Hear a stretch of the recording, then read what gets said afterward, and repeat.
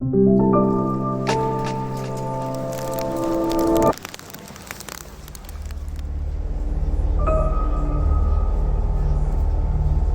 年的4月份，我去吉祥村，西安特别有名的一个城中村。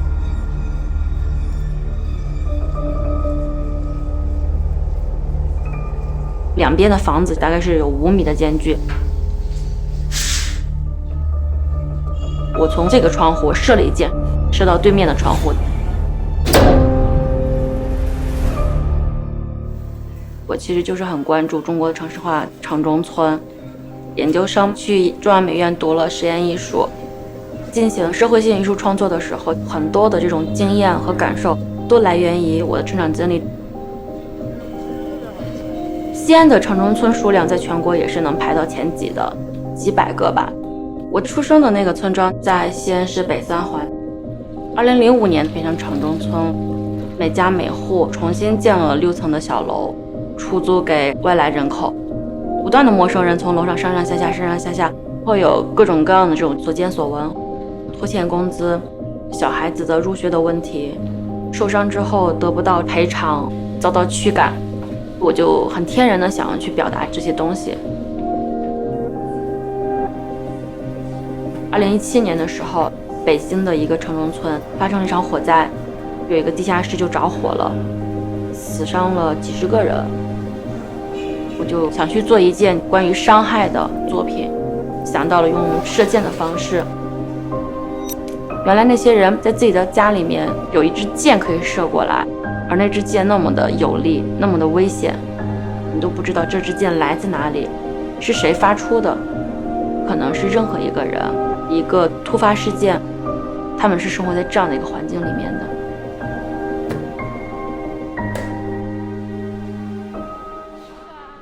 当时疫情特别严重，有一天我在吃饭，旁边坐了2个中年的男子，说我的房子1个月200块，我交不起。我当时是很受触动吧，就构思出了租赁1平方米这件作品。在参与者的房间里面租了1平方米，1个月我给到他1800块钱到3000块钱不等，进一次罚款20到50块钱，24小时监控。这就是我住在这个地方。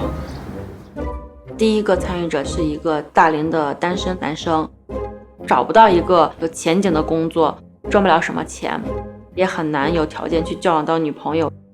哎呀，以后其实对我朋友也是一种伤害，朋友都不能在家做了。第二个就是有小孩子的家庭，小孩特别难监管，这20块钱可能就够他们买2天的菜，家长会不会迁怒于孩子？我后来才知道，从租的那1平方米，他们其实就很少回家了，尽量的在室外待着。那个时候还是蛮冷的，其实是个很残酷的事情。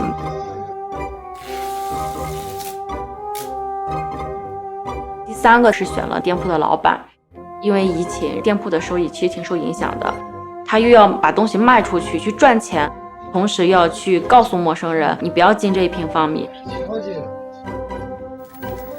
那天有一个小伙才进来，还没买东西，放弃了。在不同的地方播出的时候，观众会觉得很不可思议。合同挺霸王条款的，我是故意而为之的。其实只要他们愿意来参与，本身已经很残酷了，说明他们生活当中面临的类似的情况，其实真的是挺多的。他们习惯了去承受，去忍受。我总觉得自己就没得选择，只能是先顾当下。参与完这个作品，他说如果我一个人在这个城市里面娶不起媳妇儿，买不起房子，那可能是我不够努力。可是中国有这么多人都跟我一样，这难道是个体的原因吗？我其实是觉得对待最底层的人的态度是一个社会的标杆，戏剧性也好，可笑也好，残酷也好，在这个社会现场我感受到了什么，我想要去表达什么。芳菲这件作品也是在吉祥村，我是在那个街上面不断的去买东西，买1根辣椒，1片莲藕，然后就绑上气球放到天上去。城中村很务实，能不能让这些物呈现出另外一种浪漫的、无用的使用途径，打破他们对于我们日常生活的一种固有认知，算是一种美好的祝愿吧。有多少个艺术家是从城中村里面成长起来的？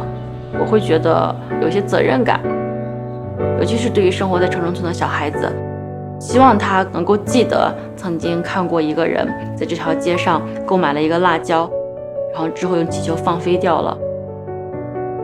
这个世界其实是充满各种想象、各种可能性的。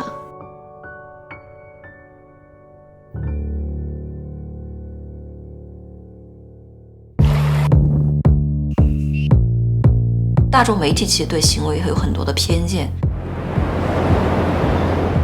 行为对我来说是一个人很朴素的去做一件事情。最原初是什么东西打动了我？是一种空隙，一种跳跃，一种想象。